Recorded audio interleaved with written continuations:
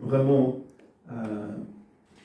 liés à ton Esprit, Seigneur, dans une union, Seigneur, avec ton Esprit Saint, pour que tu puisses nous montrer la réalité de cette venue merveilleuse sur la terre. La naissance du Fils de Dieu parmi nous, Emmanuel, Dieu est avec nous. Amen.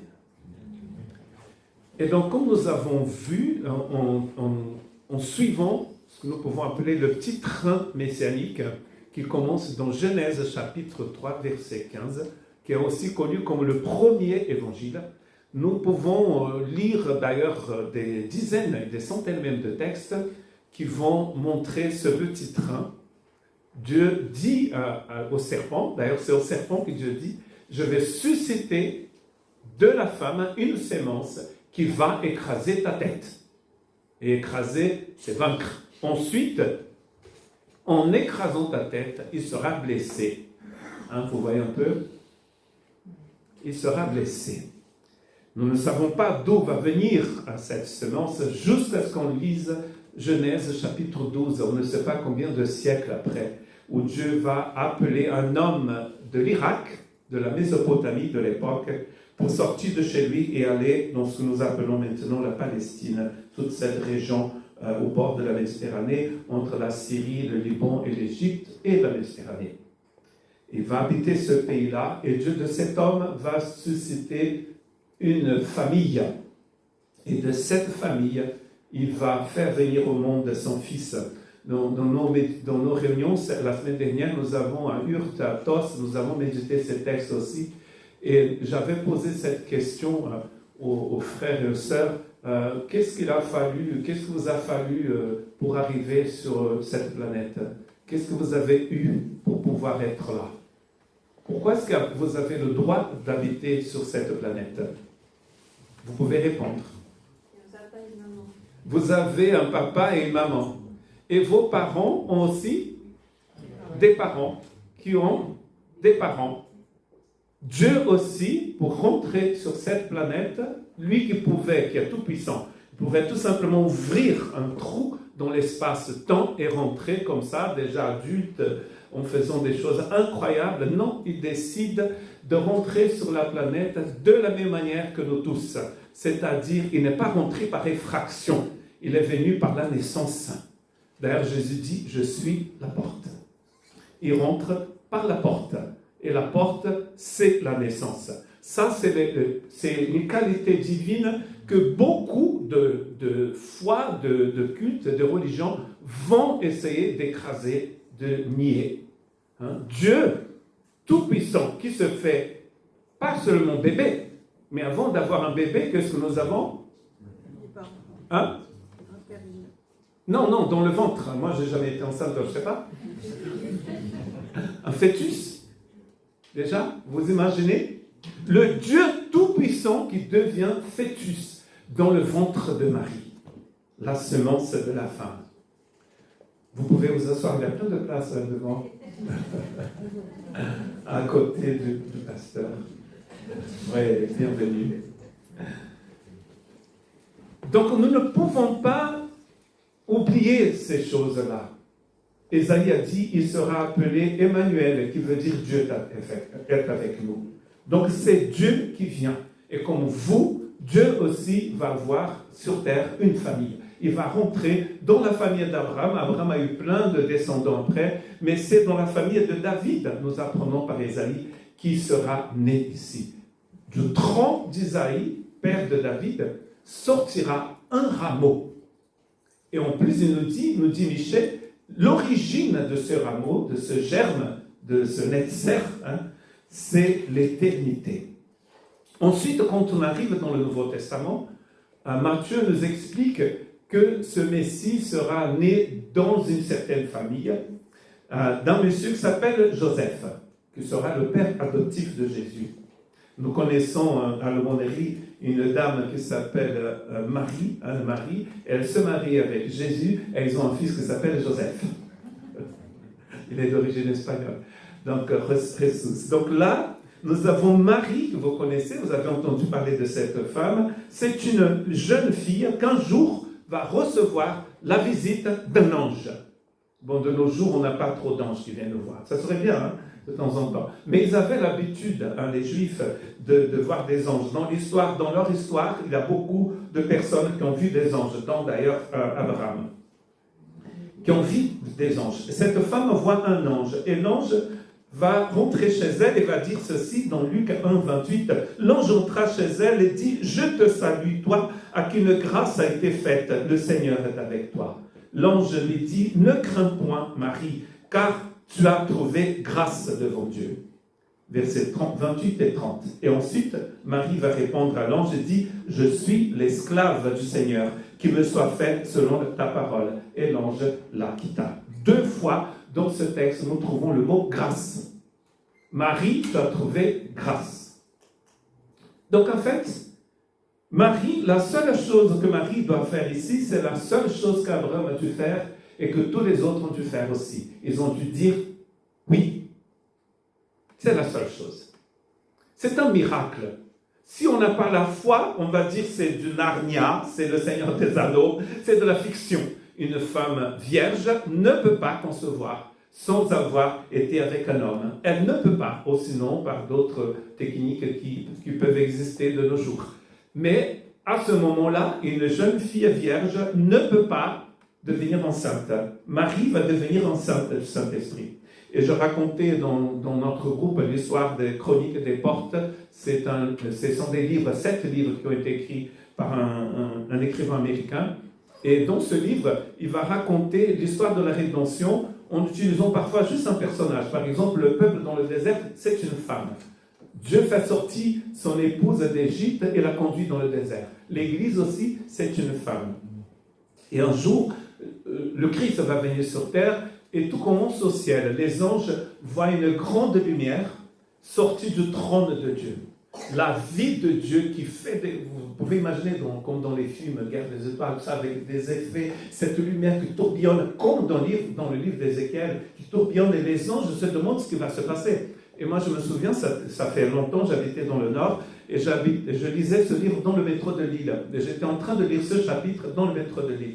Et à un moment je fais yes! Et les gens me regardent et pardon, je suis en train de lire un truc ici, c'est la première fois, j'ai dû expliquer parce que les gens ont eu peur.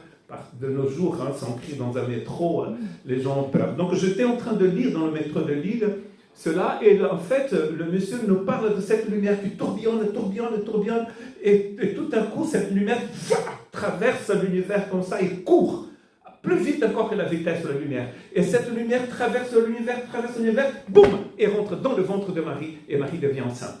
Et je dis, yes! L'Esprit de Dieu, nous dit l'ange Gabriel, viendra sur toi. Vous voyez que dans la Genèse, l'Esprit de Dieu couvre aussi la création. Vous avez lu ça? L'Esprit de Dieu viendra sur toi. L'Esprit de Dieu vient sur Marie et la vie éternelle rentre dans le ventre de Marie et Marie devient enceinte. Oh là là, comment est-ce qu'on va croire ça? La seule façon de voir ces choses, c'est de croire, tout simplement. Des générations depuis Abraham, et Dieu maintenant est né dans le ventre d'une femme descendante d'Abraham. Tout simplement parce qu'elle a dit oui. Il fallait qu'il ait une femme. Hein, parce que Dieu avait décidé ainsi. Il vient pour nous sauver. Zacharie, quand il chante, il dit c'est la manifestation des entrailles de la miséricorde de Dieu. C'est-à-dire, c'est le plus profond de Dieu qui vient. Nous, comme ça a été lu, nous voulons monter pour être grands, n'est-ce pas? On appelle cela, en théologie, le syndrome de Lucifer. C'est-à-dire, pour être grand, il faut prendre le pouvoir. Vous voyez ça, hein? Et allumez tout à l'heure la télé pendant 2 secondes. Hein? Après, vous pouvez éteindre parce qu'il y a beaucoup de misère. Et vous allez voir qu'il y a toujours quelqu'un qui veut plus, n'est-ce pas? On a un pays grand, on veut le pays voisin. Hein? Nous avons de l'or chez nous, mais on va aller chercher ailleurs aussi, comme on a fait à l'époque des conquêtes. Dieu fait le contraire. Il est Dieu et il devient bébé dans le ventre de Marie. La seule chose que l'ange et que Dieu attend de Marie, c'est qu'elle dise oui. Parce que dans les 2 fois, l'ange dit « Dieu t'a fait grâce ». La grâce dans l'Ancien Testament, je ne peux pas m'éloigner de la caméra, c'est quand quelqu'un se plie, se plie pour aider celui qui est petit. Dieu descend, alors que nous avons vu de monter. Dans l'Évangile, la seule façon de monter, c'est de descendre. Humiliez-vous, va dire Jacques. Et donc Marie a dit oui. Ensuite, nous avons arrivé des bergers. C'est quand même incroyable. Le texte nous dit que Marie enfanta son fils premier-né, parce qu'elle en a eu d'autres, elle le maillota et le coucha dans une crèche. Pourquoi? Parce qu'il n'y avait pas de place dans la berge, dans l'hôtellerie. Il n'y avait pas de place. C'est qui ce bébé? C'est le Fils de Dieu. Il n'y avait pas de place pour lui. Aujourd'hui encore, il y a beaucoup de gens qui le rejettent. Ils vont le faire d'ailleurs, nous allons lire tout à l'heure dans Jean, qu'il est venu et les siens l'ont rejeté. Ensuite, nous sommes surpris, nous sommes déjà surpris parce qu'il est né dans les champs de Bethléem. C'est un village très proche des villages basques, c'est un village de bergers. C'est-à-dire que vous allez à l'intérieur du Pays Basque, sur les collines, c'est joli le Pays Basque, ici on est dans les Landes, mais au Pays Basque, il y a des collines remplies de moutons, tout ça. C'était un peu comme ça. Les collines n'étaient pas très verdoyantes, parce que c'est sec là-bas. Il ne pleut pas comme au Pays Basque. C'est un village de bergers. Et on pense que Bethléem, comme Béthanie et tous ces villages, avaient des moutons pour les sacrifices dans le temple. Ce n'était pas pour faire du léchoui, c'était pour les sacrifices. Il avait une rivière de sang qui coulait dans le temple. Et il fallait beaucoup, beaucoup de moutons. Donc Bethléem, c'était un village où il avait des bergers avec beaucoup de moutons. Vous ne trouvez pas que c'est prophétique qu'il soit né exactement dans un village de moutons, alors qu'un jour on va dire de lui, voici l'agneau de Dieu qui ôte le péché du monde. Il n'y a rien au hasard. Tout est prophétique ici. Il fallait qu'il soit né à Bethléem parce que son ancêtre, l'ancêtre de Joseph, David, est né à Bethléem aussi. Ne répondez surtout pas. Et là, les bergers, c'est l'idée que vous pouvez couper le son de votre portable. J'espère. Une fois le mien a sonné alors que je prêchais. C'est pas bien, pasteur. Luc chapitre 2. Mais l'ange leur dit, ne craignez point, car je vous annonce une bonne nouvelle qui sera pour tout le peuple le sujet d'une grande joie. C'est qu'aujourd'hui,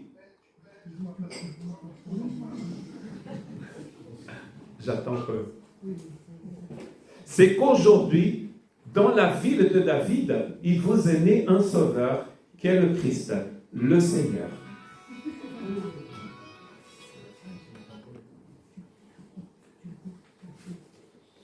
Ça va? Je regarde mon son pour... Ça va.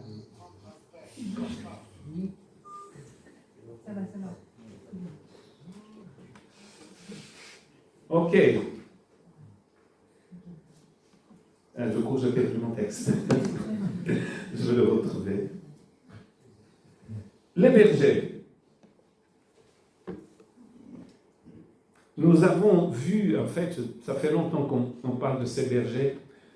Les bergers étaient les dernières personnes qu'on aurait invitées à venir voir un bébé. Déjà parce que Chanel numéro 5, ils ne connaissaient pas. Riez un peu. C'est-à-dire que c'est des hommes qui vivaient dans la nature, dehors. C'est la nuit, ils sont dehors avec des moutons. Dieu a décidé, encore une fois prophétique quand même, parce que Jésus est le berger. Ésaïe chapitre 40 nous dit qu'il porte ses agneaux dans ses bras. Et voici que les premiers, après sa maman et Joseph, à voir le bébé, ce sont des bergers. Je vous annonce, dit l'ange, là encore des anges qui apparaissent, je vous annonce une bonne nouvelle qui sera pour tout le peuple le sujet d'une grande joie. Aujourd'hui, dans la ville de David, il vous est né un sauveur, qui est le Christ, le Seigneur. Retenez bien ça, c'est le Seigneur. C'est le Seigneur de l'univers, Kurios. C'est le Seigneur de l'univers qui est né à Bethléem. Déjà, qu'un Seigneur soit né, il n'a pas choisi peut-être la capitale, Jérusalem, Paris, New York is hot to you. qu'il aurait pu aller naître dans une grande ville, à Rome, la capitale de l'Empire. Non, il est né dans un village entouré de bergers et de bêtes. Nous avons vu dans la pièce des enfants où Joseph dit c'est bien parce que ça va nous garder le bébé au chaud, entouré de vaches et de moutons. Est-ce que mesdames qui sont là ce matin, vous aurez aimé avoir un bébé dans une étable? Non, déjà à l'hôpital de Bayonne, ça crie, c'est pas bien. Enfin, c'est bien, mais c'est quand même, n'est-ce pas? Mais là, c'est vraiment, les conditions ne sont pas les meilleures. En plus, il n'y a pas de place pour lui. Et les premiers à regarder le bébé, ce sont des bergers. 2 ans après, il y a les mages qui arrivent. On pense qu'ils sont arrivés 2 ans après, et ils n'étaient pas 3. On ne sait pas combien ils étaient. Ils entraient dans la maison, et on apprend déjà que Jésus n'est plus à la crèche, il est dans une maison. Ils vont voir le petit enfant avec Marie, sa mère. On ne sait pas où Joseph était, il est allé faire des courses peut-être. Ils se prosternèrent et l'adorèrent. Ils ouvrirent ensuite leur trésor et lui offrirent en présent de l'or, de l'encens et de la myrrhe. De la myrrhe, c'était pour les morts, pour embaumer des corps. Et c'est cela, encore une fois, un cadeau prophétique. C'est le roi des rois. C'est le grand sacrificateur, l'encens. Mais il va mourir. Il est venu pour cela. Donc, de quel côté nous nous trouvons? Est-ce que nous sommes comme Marie qui dit oui? Est-ce que Marie a tout compris? Mais non. Mais par la foi, elle a dit oui. Les mages sont allés voir Jésus. Ils ont voyagé pendant longtemps, parce qu'ils venaient de l'Orient. On pense qu'ils étaient des Perses. Ils sont venus de l'Iran, jusqu'à Jérusalem, pour voir le roi des Juifs, comme ils ont dit. Ensuite, nous allons trouver un personnage très méchant dans cette histoire, le roi Hérode. Hérode est très hypocrite. Il dit aux mages, je m'aimerais bien voir le bébé. Mais son désir, c'est de tuer cet enfant, parce qu'il a peur de prendre sa place. C'est le même Hérode qui a tué sa famille pour que personne ne puisse prendre sa place. C'est un homme très méchant. Mais Dieu va dire aux mages de ne pas dire où était le bébé. Et le bébé va partir en Égypte. Nos Égyptiens ne sont pas là ce matin. Il va partir en Égypte pour être en sécurité. On entend des cris à Rama, dit le prophète Jérémie, des pleurs et de grandes lamentations. Rachel pleure ses enfants et elle n'a pas voulu être consolée parce qu'ils ne sont plus. Du coup, Hérode, ne trouvant pas Jésus, va tuer tous les bébés de Jérusalem de 0 à 2 ans pour être sûr que Jésus ne va pas échapper. Mais est-ce qu'on peut tuer le Fils de Dieu?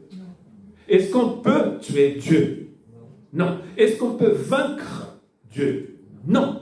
Genèse 3,15 est très clair. Dieu dit, il va écraser ta tête, ô serpent. Jésus est venu pour vaincre. Dans le livre d'Apocalypse, il est vainqueur.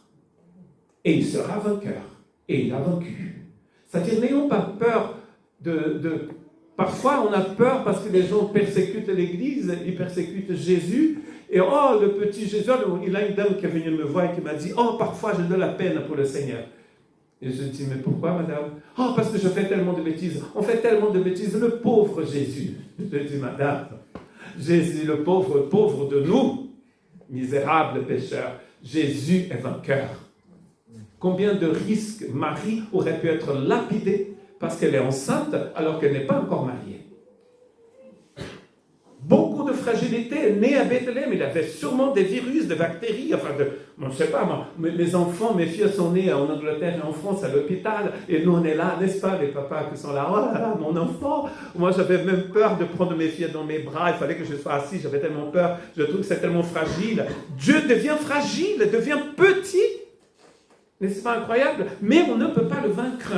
Dieu a trouvé l'Égypte, a envoyé son fils en Égypte, c'était écrit d'ailleurs aussi. Il a envoyé son fils en Égypte. Hérode ne peut rien faire. Hérode est devenu poussière depuis longtemps. Jésus vit et règne pour les siècles des siècles. Nous ne pouvons pas vaincre le Seigneur. Mais quelle est notre position à nous maintenant? Est-ce que nous sommes comme Marie, comme les bergers, comme les mages, ou sommes-nous comme Hérode et comme tous les autres qui vont venir après. Des religieux souvent, hein, des pharisiens, des sadducéens, qui vont le persécuter à fond. Ils vont essayer ils vont jeter des pièges pour voir s'il allait tomber, pour que le peuple puisse le lapider, par exemple. Mais Jésus sait exactement ce qu'il fait. Le dernier texte des 9 leçons de Noël, c'est Jean chapitre 1. Et là, qu'est-ce que Jean nous fait? Il nous fait remonter à l'éternité. Et il dit, au commencement était la parole.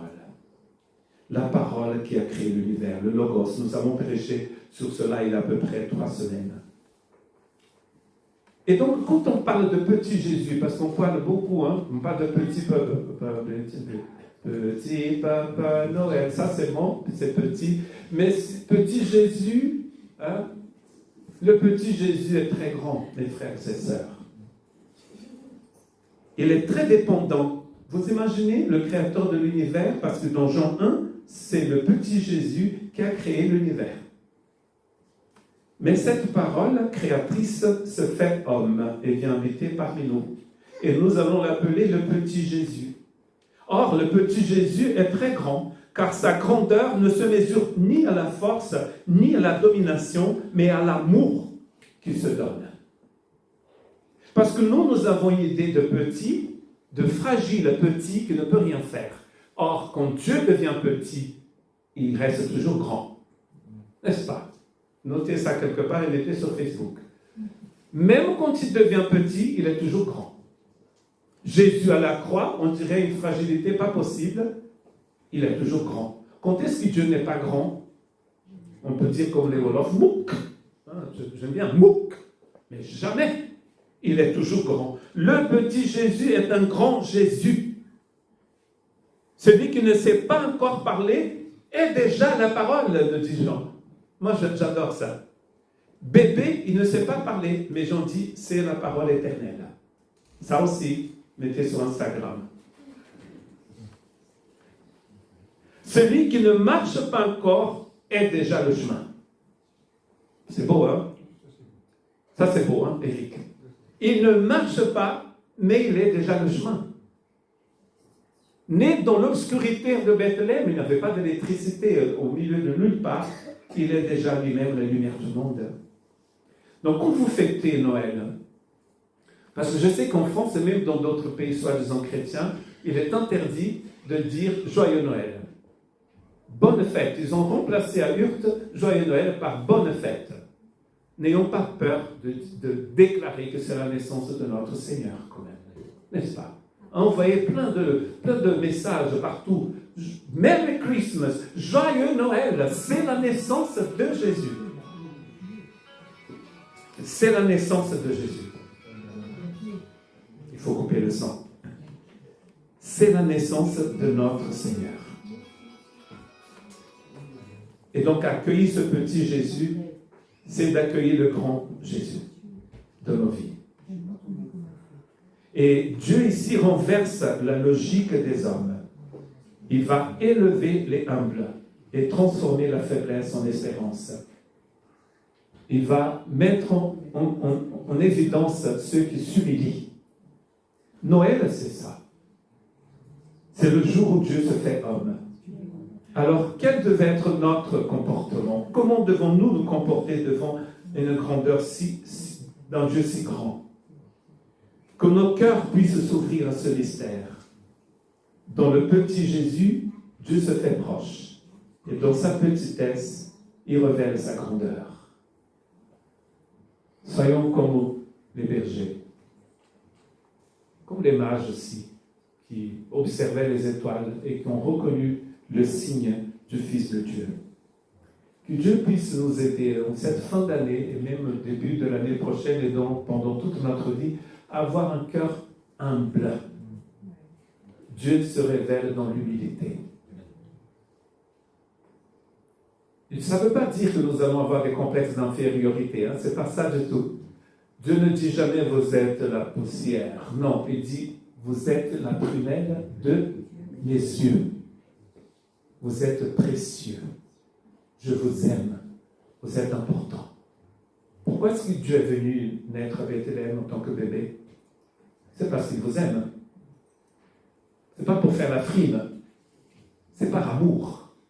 Et il n'a enfreint aucune loi. Aucune loi.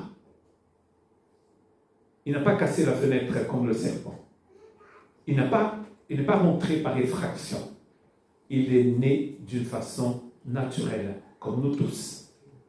Des générations et des générations jusqu'au jour, tout était prêt. Galates 4:4, nous dit Paul, c'était la plénitude des temps. C'était le jour J. Au jour J, il est né à Bethléem. Et nous fêtons déjà 2000 et quelques années de sa naissance. Prions à ce Seigneur qui est immense, qui est grand, mais qui se fait petit enfant dans le ventre de Marie pour nous sauver. Aujourd'hui, un sauveur vous est né, a dit l'ange. Merci Seigneur. Merci parce que tu nous accueilles dans tes bras d'amour, dans un monde où on nous apprend à être hautain, à trouver la meilleure place, la place du haut. Toi, tu nous places dans les lieux célestes par amour et par grâce. Que nos cœurs, en cette fête de Noël, en cette fin d'année, puissent être attachés au Seigneur, à cette humilité éternelle. Tu es devenu homme pour nous. Tu as marché sur cette planète pour nous. Tu es mort sur la croix pour nous. Et tu reviendras un jour pour que nous soyons pour toujours avec toi. Que notre cœur soit dans la paix et dans l'espérance ce matin, Seigneur, en sachant que tu marches toujours avec nous. Amen. Amen. Et vers la fin de ce temps de culte, nous allons chanter, et vous allez chanter avec nous, je vous invite à la chorale à venir, Dieu Tout-Puissant, et nous allons donc remercier le Seigneur parce qu'il est venu parmi nous, et nous allons chanter « Tu es grand, tu es très grand ». Et vous allez être invités aussi à chanter les strophes avec nous. N'est-ce pas, Suzanne?